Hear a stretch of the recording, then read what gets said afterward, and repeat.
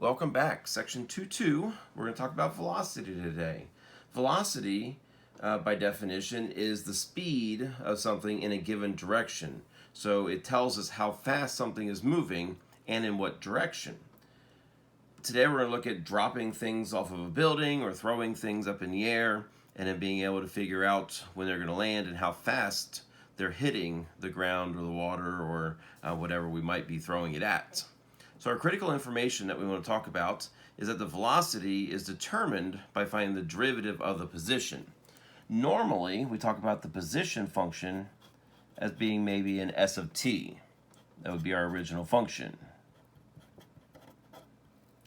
And then if we talk about the velocity function, v of t, then it would be the derivative of the position. So it would be s prime of t. Another thing that I want you to remember is that speed is going to be the absolute value of the velocity. So the speed, our notation would be the absolute value of velocity, or the absolute value of the first derivative of the position. So let's go ahead and get started with a nice word problem, shall we? The position s at time t of a hammer dropped from the top of a 1,350-foot tall building is given by s of t equals negative 16t squared. I'm going to move that negative down here just so you can see a little better. Negative 16t squared plus v sub 0 t plus s sub 0. Then again, this is going to give us a little notation. We have this v sub 0 and s sub 0.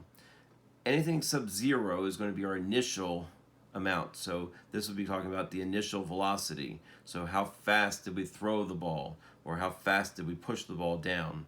And s of 0 would be our initial height. Where s is measured in feet, t is measured in seconds, s of 0 is the initial height, and v sub 0 is the initial velocity. So can we find the position and the velocity functions for the hammer? Well, let's start with our position function, s of t, is going to be given. We're just going to go ahead and fill in what we know. We have negative 16t squared. To that, we're going to add our initial velocity. So if I think about the initial velocity, if I drop something, I'm not pushing it down, I'm not throwing it up. So our initial velocity, we're just dropping it, it's going to be 0. So we have 0t plus the initial position. In this case, we're dropping it from a 1,350-foot building. So that's going to be our s of t. We could clean this up as negative 16t squared plus 1,350. Our velocity, v of t, is going to be, again, the first derivative of position. Don't have to have this notation, but I like to put it in there just to get your mind to thinking, hey, velocity is the first derivative of position. Also, it gets you to see that v of t and the s of t. So it's a good little notation there for us. So the derivative here would be negative 32t. And we could also put units on there if we wish. This would be, our position would be feet, and our velocity is feet per second. Then if we want to go ahead and find the time required in part B here, determine the time required for the hammer to strike the ground. Well, what do I know about when it strikes the ground? Well, if my building is here, put some windows in it, and then we have our ground here. If I drop that down, then I know my position or my height at that point when it strikes the ground is going to be 0. So I want to know, when does 16t squared plus 1,350 equal 0? I can go ahead and solve that.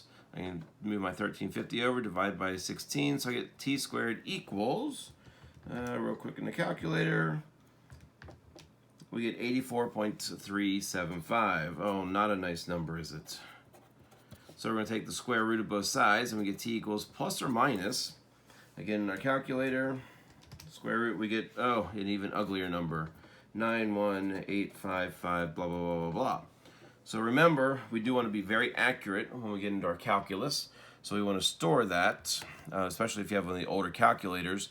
This calculator, you can go up and you can pull it, but if you have an older 84 or 83, you need to remember how to store. So to store, we're going to click the store right above the on button, and then we're going to go ahead and store that into a variable. So alpha, say math, which will give us a, and that'll always make the a value 9.185, blah, blah, blah, blah. So for future reference, we'll be using that probably here soon. Let's go ahead and talk then about the plus or minus.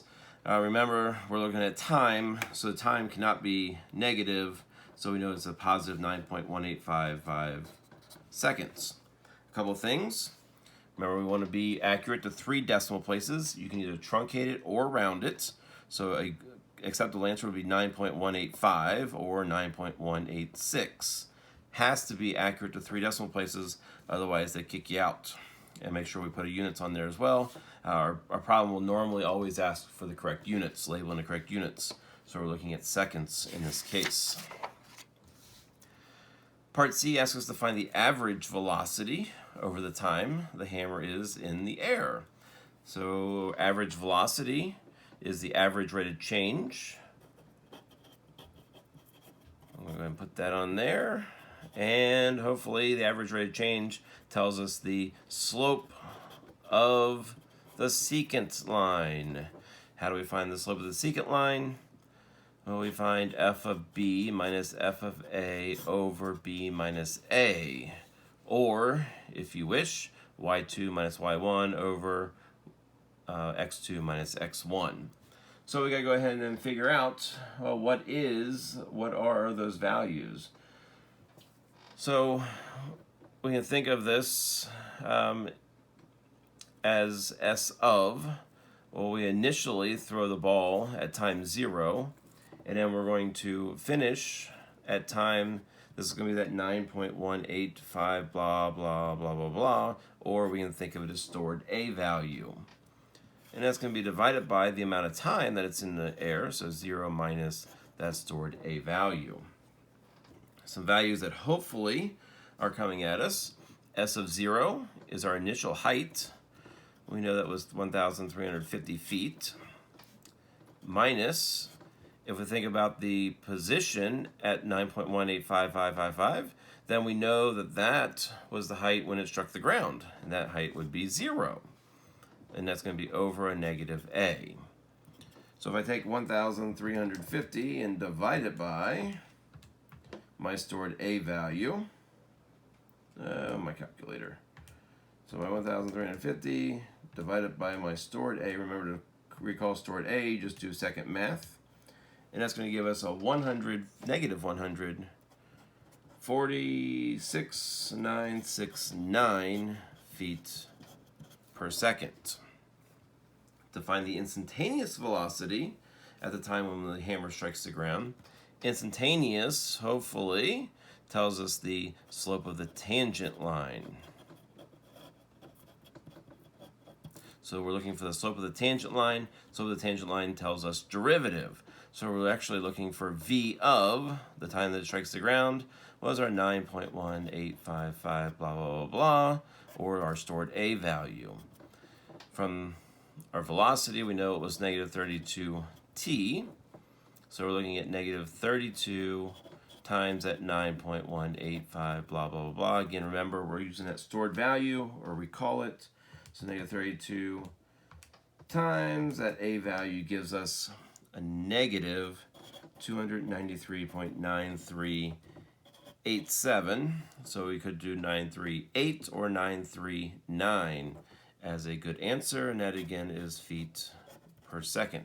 That tells us how fast it's striking the ground. Now I could take this a step farther and ask you for the speed. Maybe E will ask for speed. Well, the speed would be then the absolute value of that negative 293.939. I'm going to go ahead and round it. And that's going to give us 293.939 feet per second. Again, remember, velocity, or speed is the absolute value of velocity. Another example, just to give us a little more with this, the position of a diver is given by the function S of t is negative 16t squared plus 32t plus 48, where S is measured in feet and t is measured in seconds. Can we determine the velocity of the diver when they strike the water? So the first thing we can do, there's several things actually that we can do.